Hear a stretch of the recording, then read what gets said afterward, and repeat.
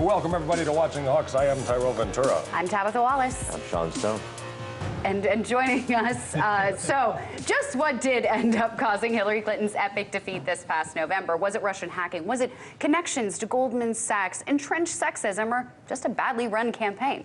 Well, today on Watching the Hawks, presidential historian and author of the new book Game of Thorns, the inside story of Hillary Clinton's failed campaign and the new administration's winning strategy. Doug Wead enters the Hawks Nest to provide his insight into what led to Clinton's downfall. Thank you so much for joining us today. Thank you. So now, as I was saying earlier, you know, all we've heard about is Russian hacking and Russian hacking and Russian hacking and more Russian hacking. But is Vladimir Putin and Russia really the ones responsible for Hillary Clinton's loss in November? In your research, what do you think truly cost Hillary this election? Yeah, I don't think anybody seriously thinks that, but it's good talking points. At first, it was Jim Comey, if you'll remember. Right. It was Jim Comey, and of course, nobody thought that either. But there was a 27-year war between the Clintons and the FBI. So Jim Comey's decision was not made in a vacuum. It was made because FBI agents in St. Louis and California offices and Louisiana offices and Arkansas and New York had been pursuing the Clintons over all kinds of shenanigans for years. So in fact, Jim Comey himself investigated Bill Clinton when he pardoned Mark Rich and came to the conclusion he's probably guilty, but it can't be proved. So it was a refrain that he's repeated in his mind over the years to the FBI. So no, it was overwhelmingly Hillary Clinton's election to win. She outspent him 8-1 if you count the PAC money. She had the largest PAC in American history that not only raised but spent the most.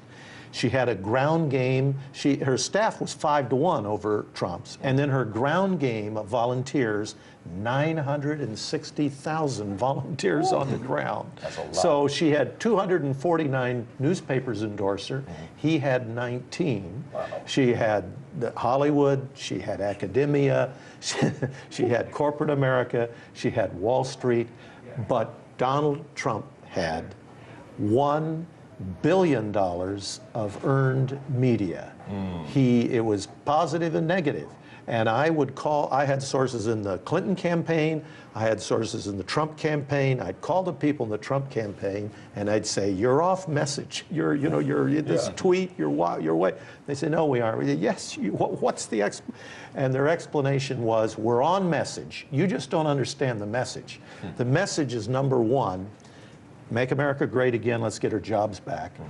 And the second message is, I'm not a politician. Oh, right. And when there are rough edges, when there are weird things that happen, you're only reinforced, I could do better than that. He's not a politician. That's interesting. That's pretty fascinating. One of the biggest complaints from states like Wisconsin, which is my home state, and one of the complaints of voters there over and over and over that I keep hearing is that she just didn't show up. And that's really what their prevailing answer to who to vote for is that she didn't show up, she didn't campaign there herself. Do you think that, what possible good reason for the Clinton campaign to have had for her not to be in Wisconsin? Because they thought they were going to win Wisconsin, and so they didn't need to go there, and it was driving Bill Clinton crazy. Bill Clinton would call her on the phone. He'd say, you're losing the Catholic vote, which is a prominent vote in Wisconsin, Ohio, Pennsylvania, Michigan. He tried to get her to go to Notre Dame University in South Bend, Indiana to speak on St. Patrick's Day. She wouldn't do it. And then the memos came out, the emails came out that the Clintons were planning, after they won the election, their campaign was going to co-opt the Catholic Church and use the Catholic Church to change their doctrine. They called it a Catholic Spring. So they would help update the doctrines of the Catholic Church. Well, it's one thing to separation of church and state to say, you Christians and Catholics and Muslims shouldn't get involved in politics. It's something else for politicians to say, we're going to take over your church. So Bill Clinton was saying to his wife, you've got to get out front of this. You've got to speak up. You've got to say something to correct this. She wouldn't do it. She was afraid it'd call too much attention to it. So he was furious. There's one scene in my book, Game of Thorns, where he takes his phone after talking to Hillary, and he's so mad that he throws it off the rooftop of his pad at the presidential library in Little Rock, Arkansas. So that was part of it in those states. That's interesting. Wow, That's interesting. very interesting. Well, one thing that we've heard a lot about, in the alternative media in particular, is the Clinton Foundation. A lot of allegations of money laundering, fraud, outright fraud. Now they're going to close down the Clinton Global Initiative, right? So what should people know about the Clinton Foundation, and why didn't it make it into the election cycle? No, there's so much to talk about with the Clinton Foundation, but one of the more intriguing stories that I came across was Gilbert Shougary, the story that you never see on TV. It was completely covered up because it's embarrassing. But he is the owner of massive hotels in Nigeria, and Nigeria depends on tourism, and he's a billionaire, and his income depends on tourism. That is the third source of hard currency in Nigeria, so you got to have it. And when I worked in the White House for George H.W. Bush, we had someone show up in one of the countries in Africa and immediately thrown in jail. So we get a call, help get this guy out of prison. Why did they arrest him? So I go to the State Department to figure it out. The president wants me to help resolve it. And the guy at the State Department says, well, they need tourism, and this guy's trying to raise money to feed hungry people, and that hurts the image of the country, so they arrested him when he landed. So what happened with Gilbert Shougary is in the Boko Haram were a terrorist organization. They actually killed more people in a year than Al-Qaeda did. And the U.S. State Department under Hillary Clinton would not declare them a terrorist organization. The FBI encouraged them to, the CIA encouraged them to, the Barack Obama White House encouraged them to. She wouldn't do it. And on shows on all the major networks, you'd hear anchors saying, what's the deal? What's the problem with the Boko Haram? Why won't she declare them a terrorist organization? Well, now we found out that Gilbert Shougary, who owns all these great hotels, had given $1 million to the Clinton Foundation. What a surprise. So what's amazing was all during the election you'd hear people say, yes, people donated to the Clinton Foundation, but there's no quid pro quo.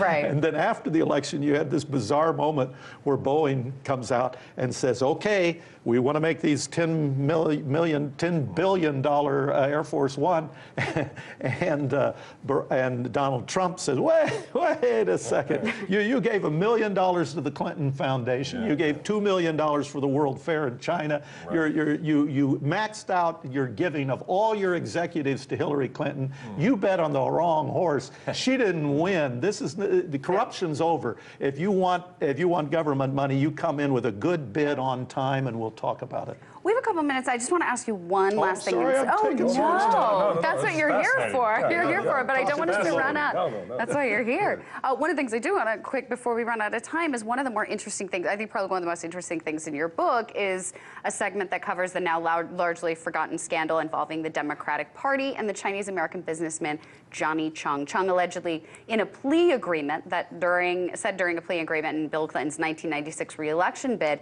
that he was funneling hundreds of thousands of dollars from the Chinese government into the re-election campaign. Can you give us, a minute or two we have, what is this story and why wasn't this a bigger deal? This seems to me a huge issue. It's a huge deal. And the other thing to keep in mind is it's current. Niglap Singh, who wired $1 million to the fry cook in the back of a Chinese restaurant in Little Rock, Arkansas, a guy who makes fried wontons, so he could turn around and give $600,000 to the Clintons, which they had to refund. Your viewers can Google all this to see that it's true. He showed up, Niglap Singh, on the streets of Manhattan in 2016 in the middle of the election. The FBI arrested him. They went to his hotel. They found suitcases full of cash. They wanted to investigate, what is this? Are they doing it again? Is China trying to influence the election by buying off Hillary Clinton? And the FBI in Washington said, nope, we're not going into that. She's going to be our boss in 2 months. We're not going to get into that. So it's an ongoing story, but it explains a lot of the headlines. You see establishment figures pushing us into conflict with Russia. Do you know why? Because you can't take, as an American, you can't take on Russia and China at the same time. And they're alarmed when Donald Trump is talking about, we're going to change things with China. We've had this tremendous transfer of wealth to China. We need jobs. We need to do something. There are people who are making a lot of money off China, and they are pushing us towards conflict with Russia to protect this, stop Trump from doing his thing in China. That's my opinion, but you can read the You can see details. it all in the That's book, fascinating. Game of Thorns. Yeah, Game yeah. of Thorns, a really fascinating book, and I think now it's more, but no better time than now to get people to go back and kind of get themselves together and get themselves to understand all this information as we move forward. No, most definitely, and great work covering the election, and keep up the great work. And thank you so much for coming on today, Thank Doug you. Wead. Game of Thorns, always a pleasure to have you on, sir. Thank you. Thank you. Thank you. Pleasure.